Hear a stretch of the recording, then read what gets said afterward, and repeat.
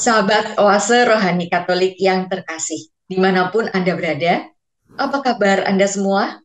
Semoga Anda tetap sehat serta senantiasa merasakan damai dalam hati.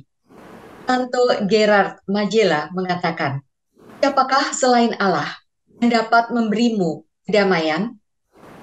Apakah dunia pernah bisa memuaskan hati Anda?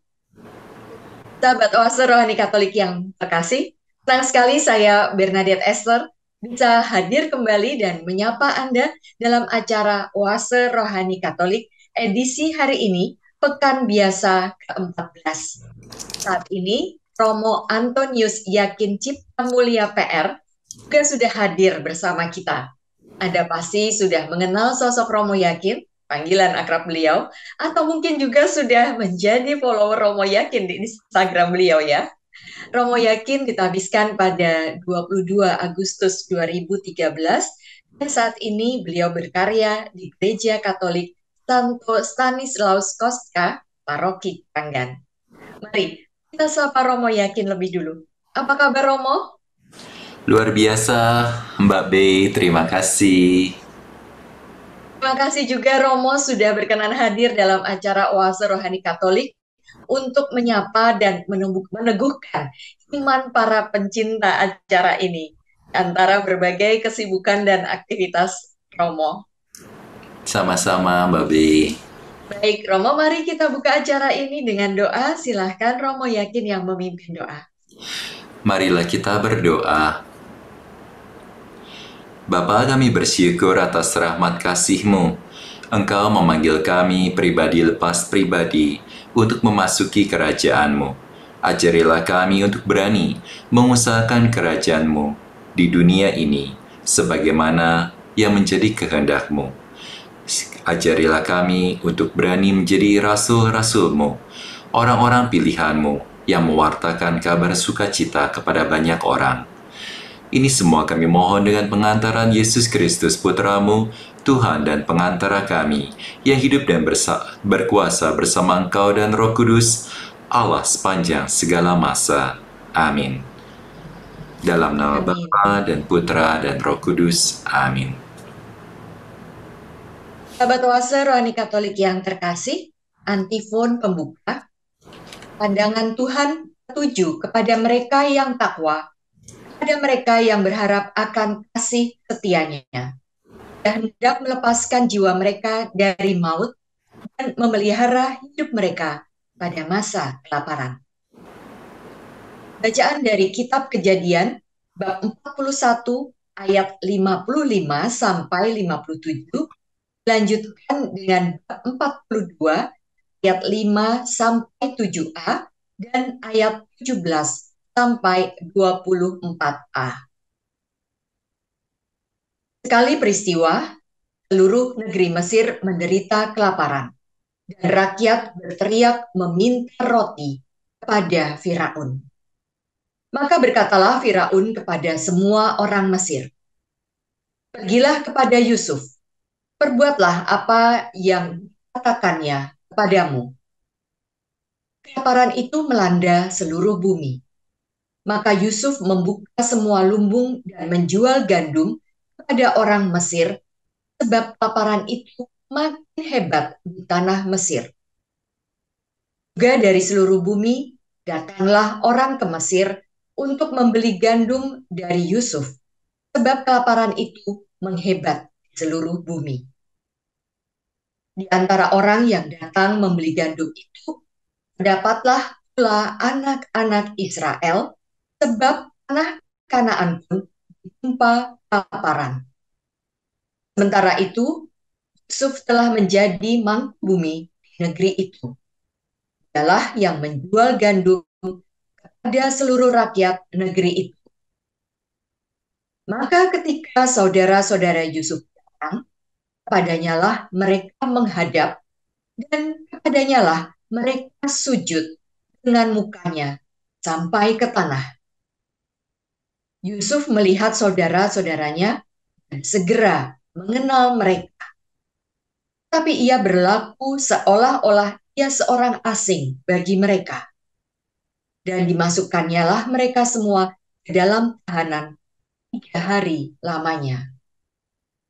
Pada hari ketiga, berkatalah Yusuf kepada mereka, "Buatlah begini, maka kalian akan tetap hidup.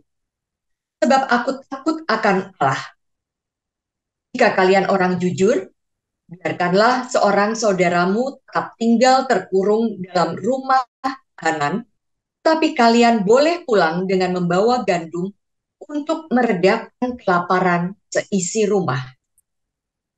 Tetapi saudaramu yang bungsu harus kalian bawa kepadaku sebagai tanda bukti bahwa perkataanmu benar.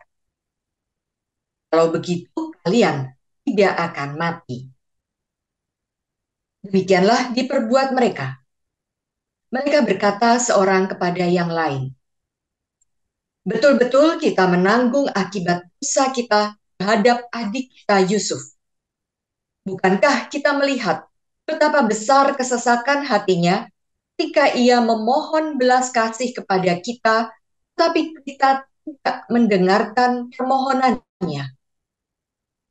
Itulah sebabnya kesesakan ini menimpa diri kita." Lalu Ruben menjawab mereka, "Bukankah dahulu kukatakan kepadamu, janganlah kamu berbuat dosa terhadap anak itu? Tapi kamu tidak mendengarkan perkataan. Sekarang darahnya dituntut dari kita." Tapi mereka tidak tahu bahwa Yusuf mengerti perkataan mereka sebab mereka memakai juru bicara. Maka Yusuf mengundurkan diri dari mereka, lalu menangis. Kemudian ia kembali kepada mereka. Demikianlah sabda Tuhan.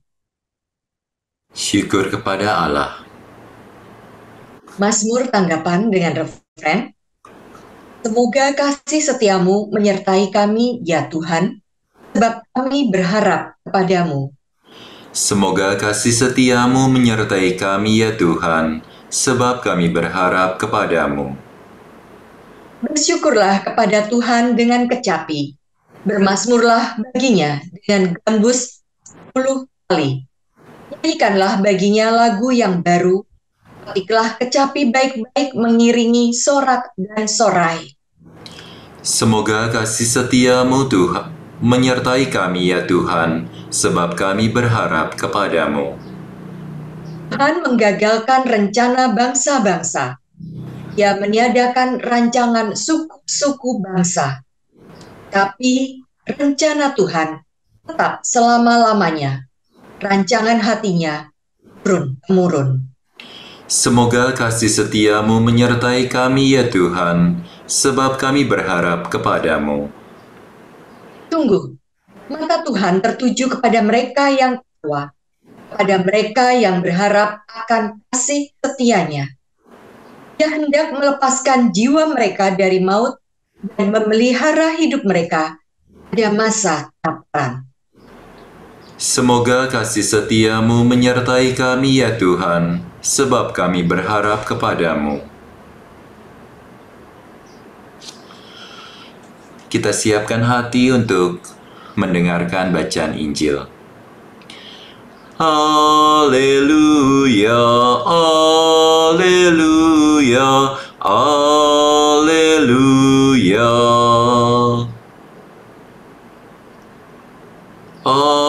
Haleluya, haleluya, haleluya. Kerajaan Allah sudah dekat. Bertobatlah dan percayalah kepada Injil.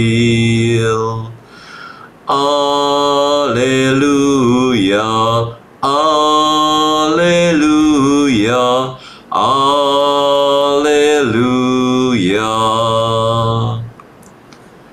Tuhan bersamamu. Dan bersama rohmu. Inilah Injil Yesus Kristus menurut Matius. Dimuliakanlah Tuhan. Yesus memanggil ke-12 muridnya dan memberi kuasa kepada mereka untuk mengusir roh-roh jahat dan untuk melenyapkan segala penyakit dan segala kelemahan. Inilah nama ke-12 rasul itu. Pertama, Simon yang disebut Petrus dan Andreas saudaranya, dan Yakobus anak Zebedeus dan Yohanes saudaranya, Filipus dan Bartolomeus, Thomas dan Matius pemungut cukai, Yakobus anak Alfeus dan Tadeus, Simon orang Zelot, dan Yudas Iskariot yang mengkhianati dia. Ke-12 murid itu diutus oleh Yesus, dan ia berpesan kepada mereka, "Janganlah kamu menyimpang ke jalan bangsa lain, atau masuk ke dalam kota orang Samaria, melainkan pergilah kepada domba-domba yang hilang dari umat Israel. Pergilah dan beritakanlah, kerajaan surga sudah dekat." Demikianlah sabda Tuhan. Terpujilah Kristus. Ya, Romo yakin bacaan-bacaan liturgi pada hari ini sangat menarik ya, Romo. Benar Dalam bacaan pertama dari kitab Kejadian, kita mendengar kisah tentang tindakan Yusuf yang memberi makan saudara-saudaranya saat kelaparan melanda Mesir. Yusuf ini tidak membalas kejahatan saudara-saudaranya kepadanya ya, Romo. Benar sekali. Inspirasi iman yang hendak Romo bagikan kepada kami. Iya, dalam dunia perjanjian lama sudah ada kebiasaan hukum mata ganti mata, gigi ganti gigi.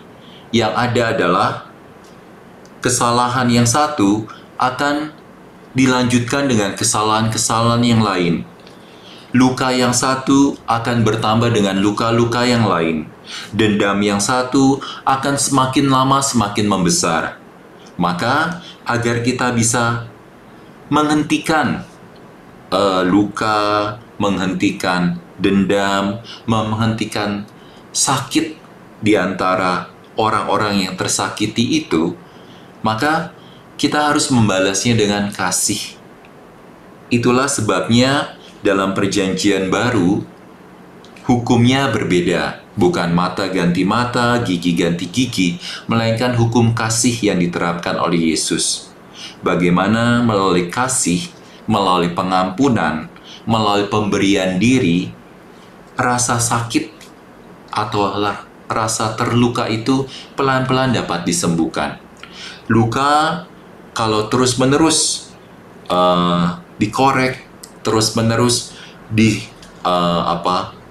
digali terus-menerus, yang ada akhirnya luka itu bukan bertambah sembuh, tetapi malah bertambah dalam, dan akhirnya membuat luka tersebut tidak tersembuhkan. Tetapi dengan kasih, dengan perawatan, pengobatan yang baik, yaitu dengan kasih itu, luka tersebut pelan-pelan dapat tersembuhkan. Apakah bisa hilang sepenuhnya? Mungkin tidak. Yang namanya luka tetap menimbulkan bekas. Tetapi paling tidak, luka tersebut tidak menyakiti lagi. Sehingga akhirnya mereka tidak lagi merasa bahwa mereka dikorbankan, mereka menjadi pribadi-pribadi yang disalahartikan atau tidak mendapatkan keadilan. Seperti itu, Mbak Bernadette Esther. Ya, Romo, kita melihat tadi bahwa Yusuf itu walaupun sudah dijahati, tetapi tetap berbuat baik. Dan kita juga melihat ternyata kesengsaraan, tanda kutip kesengsaraan yang diberikan oleh saudara-saudaranya kepadanya justru mendatangkan keselamatan bagi saudara-saudaranya juga ya, Romo. Artinya balik segala kesulitan tentu saja ada rencana Tuhan. Bukan begitu, Romo? Maka ya, dalam hidup kita pun sebenarnya tidak selamanya hidup kita enak, nyaman, lancar. Tetapi bukan berarti hidup yang kurang baik,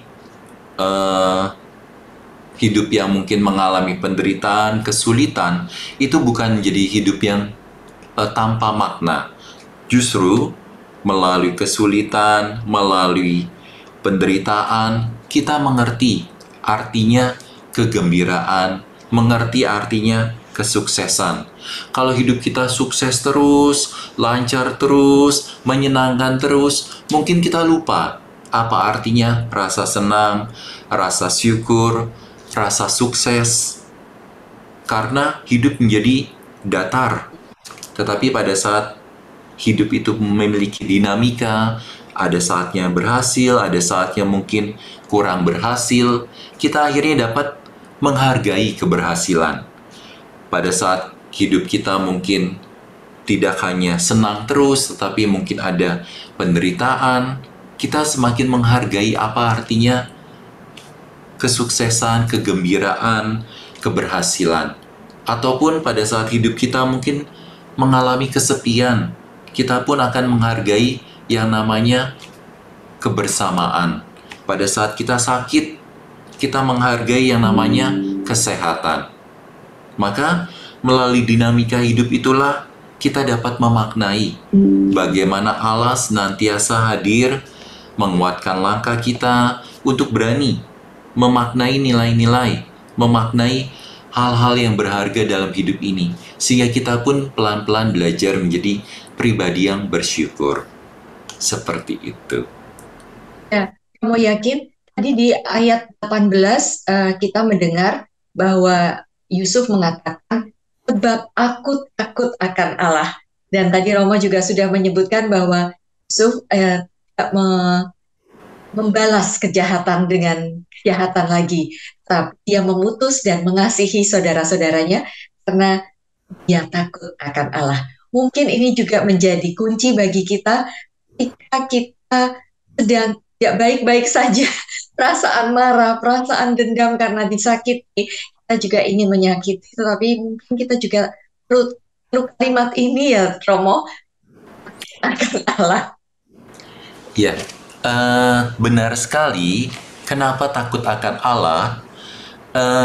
Karena yang memiliki kuasa atau yang memiliki hak untuk membalas bukanlah manusia. Mengapa? Karena kita tahu tidak ada satupun dari kita yang terlepas dari dosa, terlepas dari kesalahan.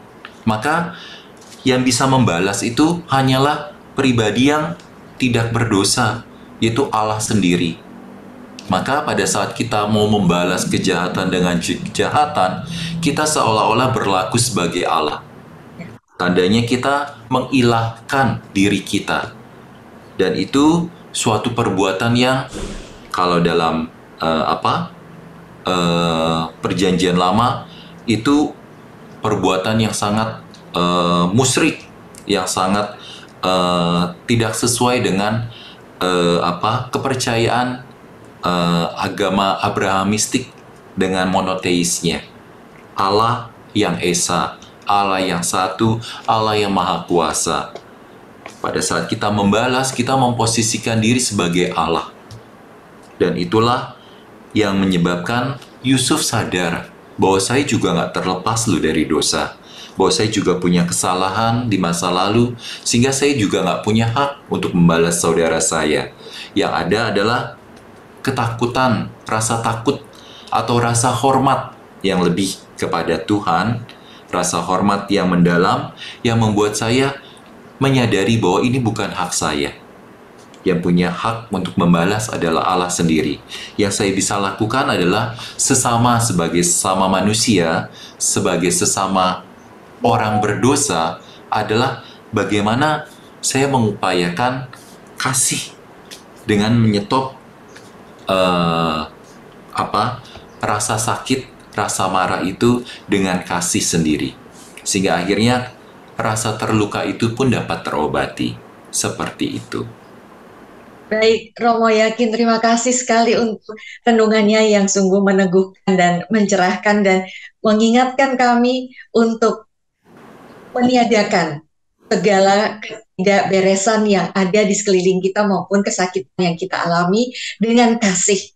Karena dengan demikian kita bisa menghadirkan Allah. Sahabat Oase Rohani Katolik yang terkasih, Tuhan tidak pernah membiarkan umatnya binasa. Bahkan tidak bisa mengubah pengalaman penderitaan menjadi bagian rencana keselamatannya. Mari kita jeda sejenak untuk mengendapkan apa yang telah Romo Yakin sampaikan tadi. Setelah jeda, kita akan mendengarkan inspirasi iman dari Injil Matius. Tetaplah bersama kami.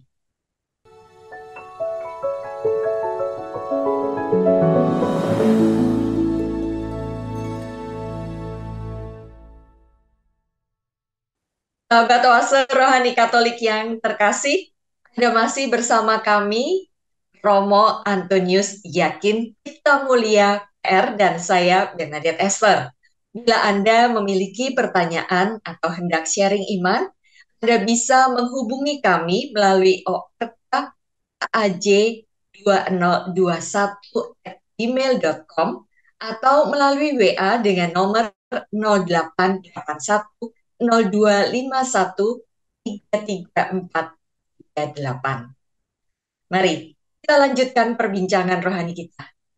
Romo Yakin, dalam Injil Matius tadi, Yesus memanggil dan mengutus 12 muridnya untuk mengusir roh-roh jahat dan melenyapkan segala penyakit serta segala kelemahan, serta memberitakan bahwa kerajaan surga sudah dekat. Nah, apa inspirasi iman yang hendak Romo Yakin bagikan kepada kami? Ya, mungkin sebelum kita melihat tugas para rasul, mungkin baik kita membayangkan seperti apa sih kerajaan surga itu. Kalau suatu saat kita masuk surga, pasti setiap dari kita kan semua mau masuk surga ya. Tapi walaupun tidak sekarang tentunya ya. Artinya, ya kita bayangkan saja surga itu seperti apa sih? Orang-orangnya seperti apa?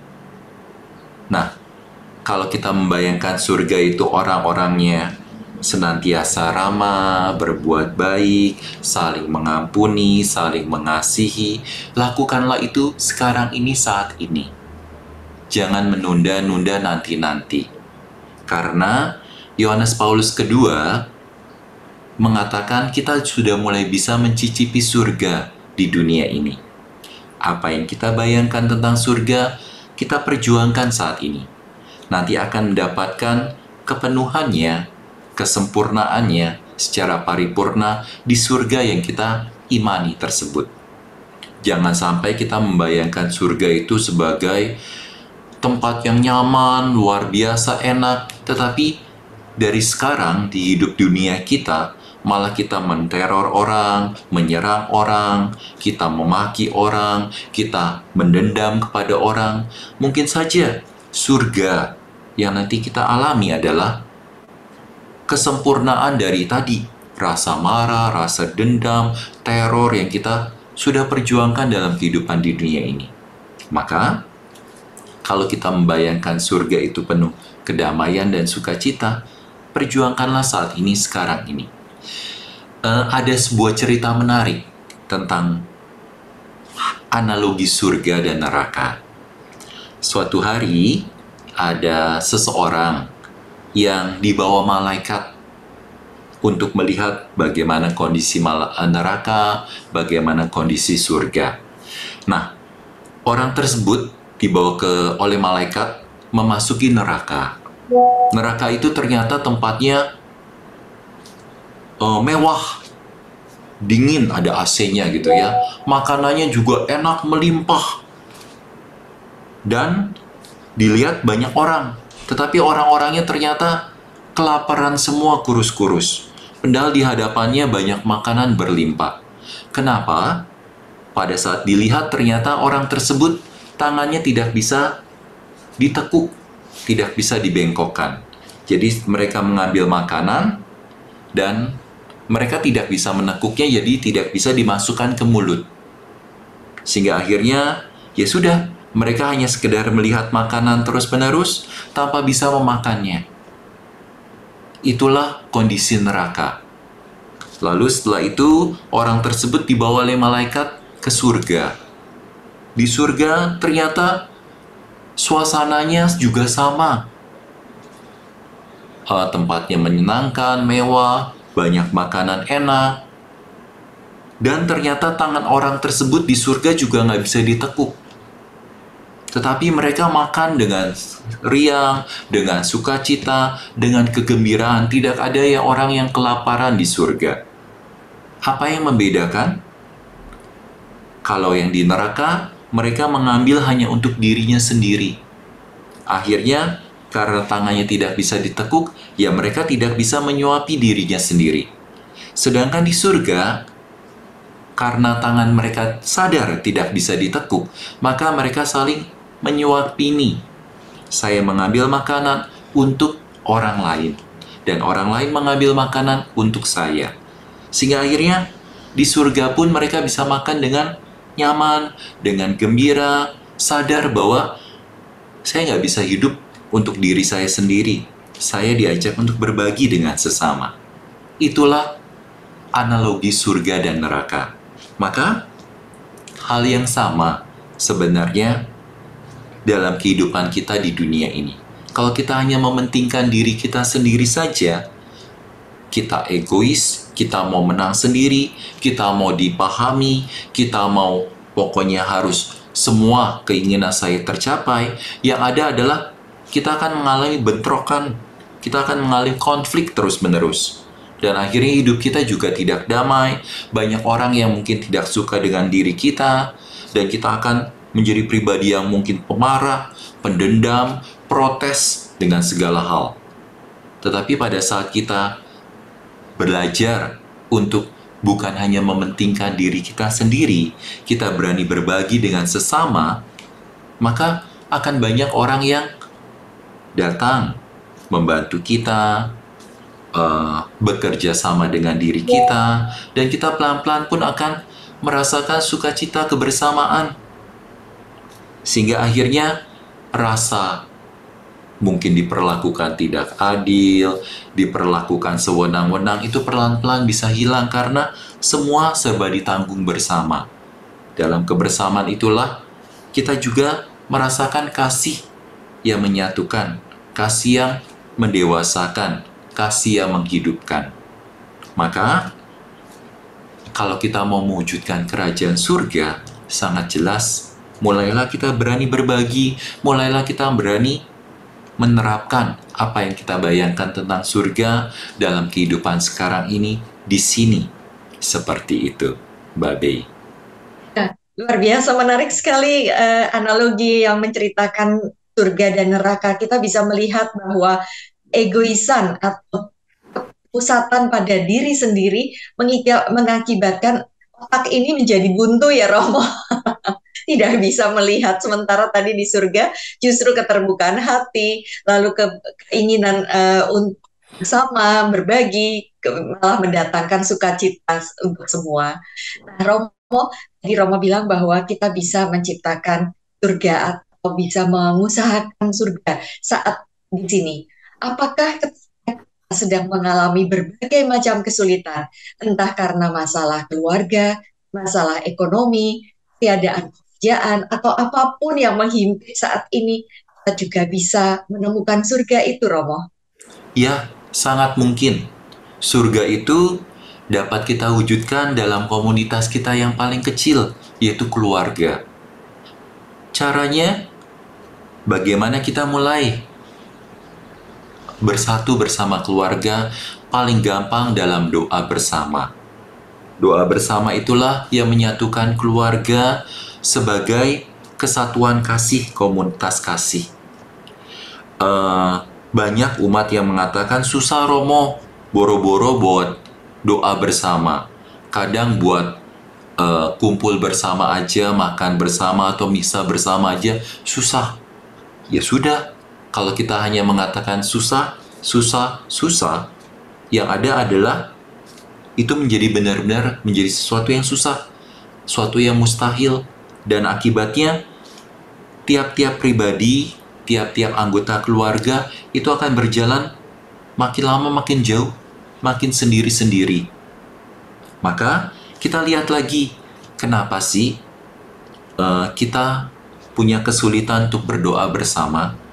Nggak ada waktu, Romo, sibuk apa? Kerja. Oh, memang Bapak, seorang suami bekerja untuk siapa? Untuk keluarga. Sudah satu. Ibu sibuk bekerja atau mengurus rumah atau melakukan aktivitas apa untuk siapa? Untuk keluarga. Anak-anak belajar, banyak PR, banyak tugas, skripsi atau tesis atau apapun untuk siapa? Untuk keluarga di masa depan. Artinya semuanya untuk keluarga. Nah, kenapa harus menunggu sesuatu yang tidak jelas pada saat kita bisa mengusahakan sesuatu yang jelas saat ini, sekarang ini? Kumpul bersama, berdoa bersama. Yang namanya berdoa bersama berbeda dengan sama-sama berdoa. Sama-sama berdoa mungkin saja kita berdoa di tempat yang sama, waktu yang sama, mungkin berdoanya sambil gandengan tangan. Tetapi tiap-tiap pribadi dari anggota keluarga itu nggak tahu, nggak dengar apa sih yang didoakan oleh anggota keluarga yang lain. Yang namanya doa bersama adalah saling mendoakan. Seorang suami mendoakan istri, mendoakan anak-anaknya, sebut namanya anak-anak satu persatu. Seorang istri mendoakan suami, mendoakan anaknya satu persatu. Anak pertama mendoakan ayah, ibu, dan adik-adiknya. Anak kedua mendoakan ayah, ibu, kakak, dan adiknya. Adik mendoakan ayah, ibu, dan kakak-kakaknya. Seperti itu. Doanya khusus untuk satu orang tiap pribadi. Kenapa? Karena tiap pribadi pasti punya keinginan, punya harapan.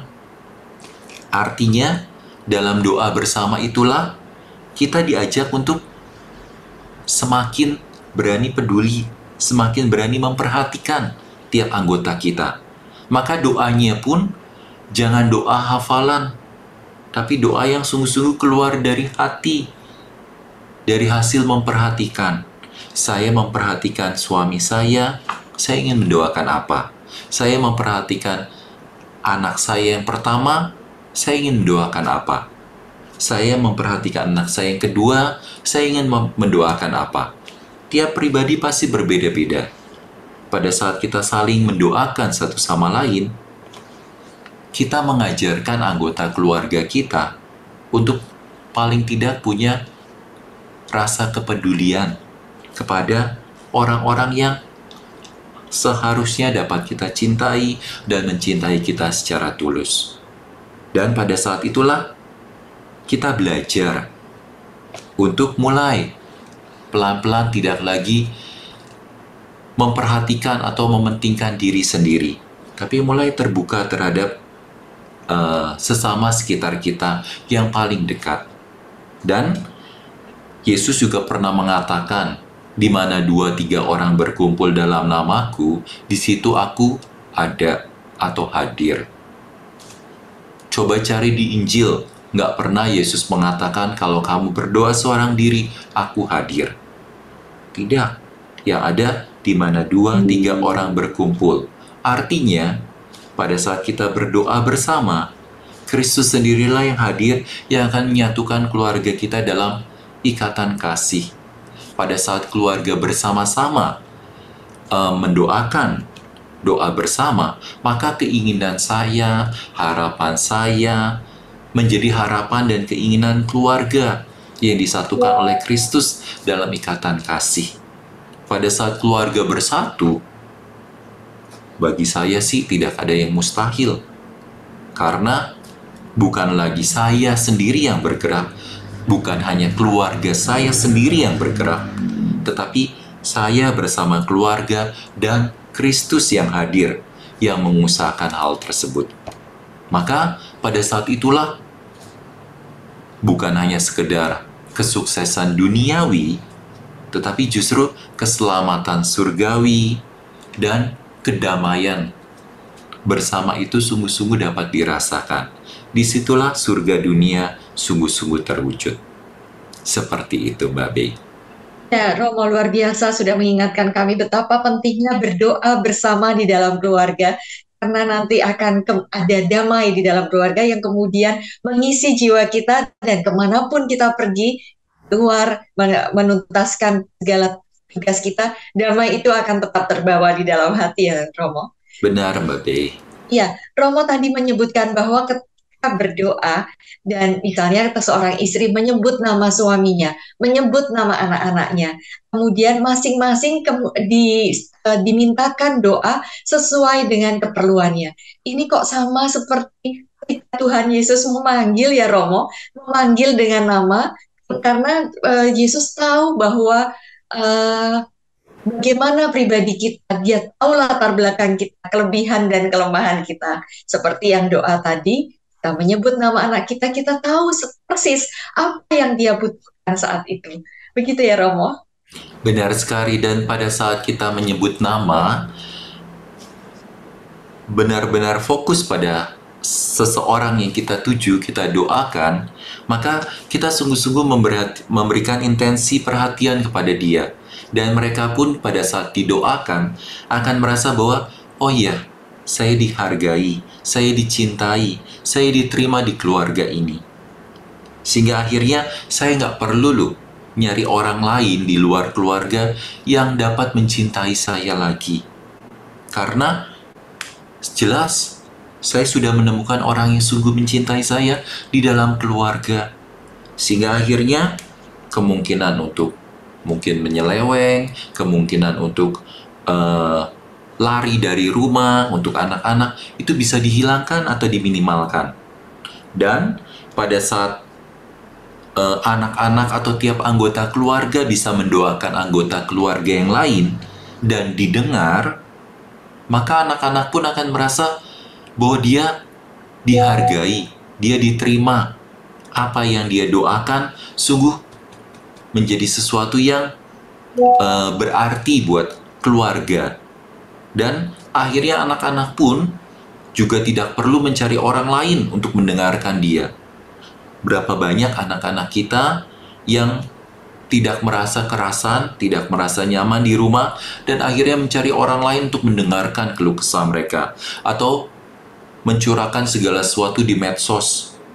Kalau ditanggapi secara positif, kalau ditanggapi secara negatif, atau ada orang-orang yang mempergunakan hal tersebut, akhirnya berapa banyak anak-anak kita yang menjadi korban. Maka pada saat kita mendoakan mereka satu persatu, mereka pun akan merasa, oh iya, saya juga diterima dan dicintai, dihargai di sini. Sehingga akhirnya keberanian saya untuk mengusahakan hal yang terbaik untuk kebersamaan, untuk keberhasilan, bahkan untuk keselamatan keluarga, saya coba akan perjuangkan bersama. Seperti itu. Maka balik lagi ke tugas dari para rasul tadi, mengusir roh jahat, melenyapkan segala penyakit dan segala kelemahan, sangat jelas pada saat kita berdoa bersama, tiap-tiap anggota keluarga kita pun akan menjadi malaikat pelindung kita yang mengingatkan kita akan mungkin kelemahan, kesalahan kita. Pada saat kita diingatkan, bukan rasa sakit hati yang keluar, tetapi kita malah merasa, oh iya, saya diperhatikan loh di sini. Maka dengan sendirinya saya mulai bisa menata hati, pikiran, tindakan saya dengan lebih baik. Melenyapkan segala penyakit dan kelemahan. Pada saat kita belajar mendoakan seseorang, kita pun belajar untuk menghilangkan rasa sakit, rasa dendam, luka-luka yang pernah ada dalam keluarga yang dialami oleh mungkin karena tindakan anggota keluarga yang lain.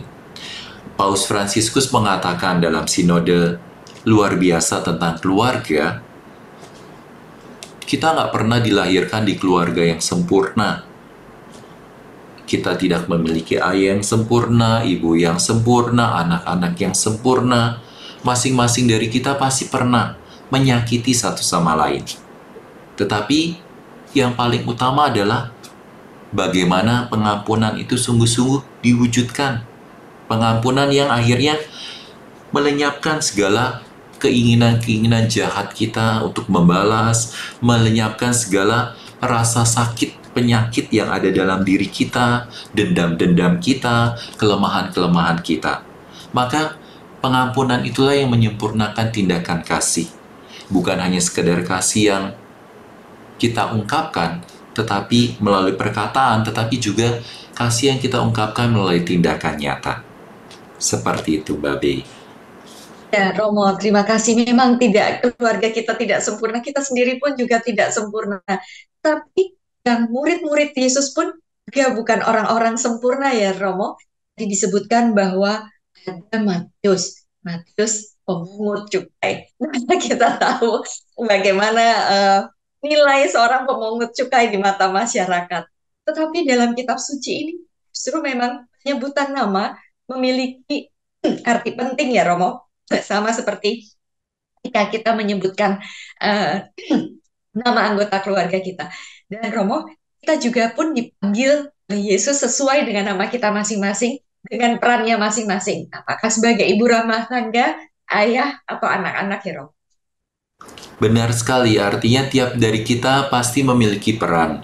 Tetapi bukan berarti peran sebagai suami, sebagai bapak, atau sebagai istri, atau sebagai ibu, atau sebagai anak-anak itu hanya sekedar kita tanggung sendiri saja. Tetapi dalam kebersamaan itulah peran-peran itu dapat kita jalankan dengan penuh kegembiraan, dengan penuh sukacita. Yesus sendiri mengatakan agar kita juga belajar dari pribadinya, pribadi yang lemah lembut dan rendah hati, dan kita diajak untuk berani memikul kuk yang dipasang oleh Yesus, karena enaklah kuk yang kupasang dan ringanlah bebanku. Artinya kita pasti memiliki tanggung jawab, tetapi tanggung jawab itu kalau kita emban bersama-sama dalam penuh kasih, penuh perhatian, sukacita, maka beban yang ada, tanggung jawab yang ada, bukan menjadi tanggung jawab yang menghancurkan, membuat kita lelah, letih, akhirnya jatuh, tetapi malah kuk tersebut, tanggung jawab itu pelan-pelan malah mendewasakan kita dalam iman, harapan, dan kasih. Maka sangat jelas bagaimana kita diajak untuk pergi mewartakan kerajaan surga sudah dekat dalam orang-orang yang terdekat dengan kita terlebih dahulu, itu dalam keluarga kita. Bagaimana kita dapat mewartakan kerajaan Allah mungkin di lingkungan atau di wilayah atau bahkan di paroki atau kuskupan, kalau keluarga kita saja tidak damai, tidak penuh sukacita, tidak punya persatuan dalam kasih. Yang ada pada saat kita melayani di luar, yang ada adalah kita mungkin mikirin keluarga kita malah mikirin hal-hal yang mungkin bisa membuat kita terluka, sakit hati. Jangan lupa orang yang paling kita cintai adalah orang yang sangat mungkin melukai hati kita. Ya. Seperti itu. Baik, Romo yakin terima kasih atas renungannya yang sungguh mencerahkan dan sungguh meneguhkan iman kami. Sahabat Oase Rohani Katolik yang terkasih, masing-masing dari kita mendapat panggilan dari Tuhan untuk melakukan sesuatu. Apapun profesi kita diutus untuk menghadirkan kebaikan Tuhan di antara sesama, juga dalam alam ciptaannya. Dan agar kita sanggup melakukannya, kita perlu mengandalkan Allah. Kamu yakin dan para pemirsa serta pendengar setia Oase Rohani Katolik yang terkasih, ini kita sudah berada di penghujung acara. Kita akan mengakhirinya dengan doa penutup dan menerima berkat Allah melalui Romo Yakin. Silakan Romo. Marilah kita berdoa dalam nama Bapa dan Putra dan Roh Kudus. Amin. Bapa, kasih-Mu sungguh luar biasa kami rasakan dalam kehidupan ini. Engkau mengajak kami menjadi pribadi yang lepas bebas, pribadi yang siap menjadi rasul-rasul, utusan-utusan-Mu dalam membagikan kabar sukacita kegembiraan kerajaan surga. Oleh karena itu ya Bapa, mampukanlah kami untuk menjadi pribadi yang sungguh-sungguh mengusahakan kerajaan surga tersebut dengan kemampuan kami atau anugerah darimu sendiri yang memampukan kami untuk berani semakin mengampuni sesama kami. Ajarilah kami untuk berani pula, tidak lagi membawa rasa sakit dalam kehidupan ini. Tetapi ajarilah kami untuk berani melepaskan rasa dendam, kemarahan, dan menggantinya dengan rasa kepedulian, kebersamaan, sukacita, kegembiraan. Sehingga kami boleh menjalani tugas perutusan ini dengan kegembiraan yang berasal daripadamu sendiri. Khususnya mampukanlah kami untuk berani mewujudkan kerajaan surga di keluarga kami masing-masing. Sehingga kami pun boleh belajar dalam keluarga kami yang merupakan sekolah iman pertama kami dalam mewujudkan kasih-Mu. Ini semua kami mohon dengan pengantaran Kristus, Tuhan kami. Amin. Tuhan bersamamu. Dan bersama rohmu. Rahmat, berkat, dan penyertaan Allah yang Maha Kasih senantiasa tercurah dalam hidup kita, dalam diri mereka yang kita cintai, keluarga kita, orang-orang yang kita doakan dan kita layani. Bapa dan Putra dan Roh Kudus. Amin. Amin. Sahabat Oase Rohani Katolik yang terkasih, dengan demikian usai sudah acara kita pada hari ini. Saya Bernadette Esther dan Romo Antonius Yakin Cipta Mulia. kami berdua pamit undur diri. Sampai jumpa pada acara Oase Rohani Katolik edisi berikutnya. Salam. Terima kasih Romo Yakin. Sama-sama Mbak Bernadette Esther.